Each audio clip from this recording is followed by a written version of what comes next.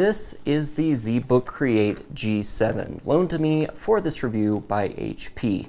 Now, if you're wondering what the Z is all about, it's HP's line of workstations, and while the word workstation usually conjures Xeon processors and Quadro graphics, their Create line is a little bit different. It's a cross between a thin, sleek machine for professionals with the processor and graphics of a gaming PC, with up to 32 gigs of 3200 DDR4 RAM, a 2.4 GHz i9 processor, and 2080S Max-Q graphics. But the upgrades don't end there. You can get this machine with HP's seriously impressive 4K HDR Dreamcolor IPS display with 600 nits of brightness. And while that beast of a machine was tempting, I decided to test a machine closer to the middle of the road to see what kind of performance I could get out of it. This configuration is sporting a 6-core 2.6 GHz i7 processor with 5 GHz Intel Turbo Boost, 16 gigs of 3200 DDR4 RAM, and RTX 2070 Max-Q graphics with 8 gigs of dedicated VRAM. For the display, we have a full HD 400 nit thin bezel IPS with a pretty standard 720p webcam, but in other configurations you can get a display with off-axis privacy, the 4K Dreamcolor I mentioned earlier, or a 4K touchscreen. So while this configuration isn't packed to the gills, you still get some serious power in a reasonably small package, all with a 200-watt power supply. The backlit, spill-resistant keyboard has a nice feel to it, if not a little on the stiff side, and has everything except the number pad, which I sorely miss. You can also get this machine with HP's Z Command keyboard, which replicates a Mac layout, so you can seamlessly switch between Mac and PC.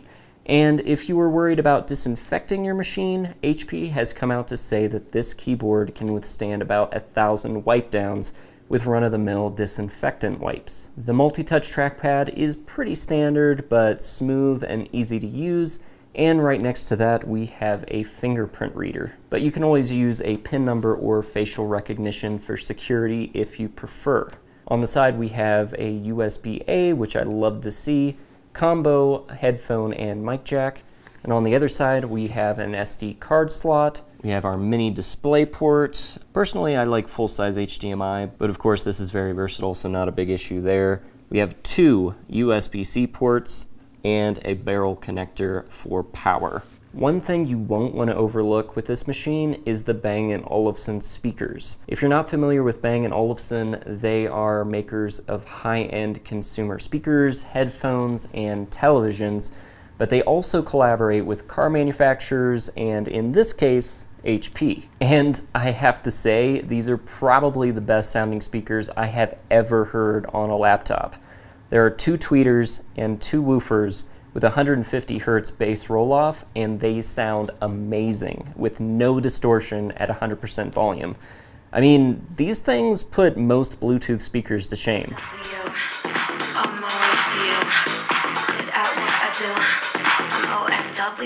Now earlier I mentioned this machine is kind of a combination between a mobile workstation and a gaming laptop, and one thing that's important for both is cooling. And unfortunately, that's one area where this machine falls short.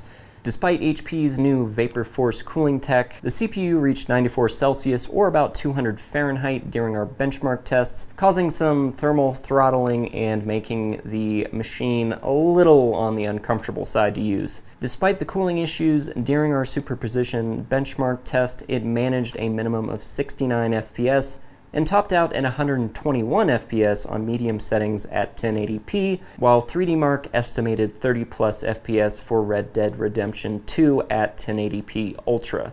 When it comes to photo and video editing, our CPU clock speeds went as high as 4.4 GHz thanks to Intel's Turbo Boost, but generally stayed between 3.8 and 2.7 GHz and saw temperatures no higher than 81 Celsius.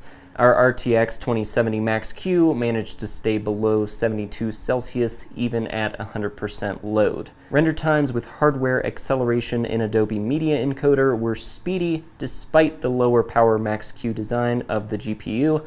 A quick 30-second 4K render test finished in 24 seconds, as opposed to 20 seconds on a similar machine with an RTX 2070 Super. Our Cinebench score didn't reveal anything unusual in the multi-core test, but did manage to beat out the 8-core 2.3 GHz i9 9880H on the single-core test. Out of the box, the large 83 watt-hour battery only lasted 2 hours during video playback, but can be extended to roughly 9 hours set in both power save and airplane mode, with the screen brightness set at 50%. Currently priced at $2,336, this is an impressive little machine, and something I would definitely take with me in place of my massive 17-inch Omen. Even with the heat issues, it still managed to get some serious work done, and those speakers are a killer addition. If you want to check this machine out for yourself, I'll throw a few links in the description.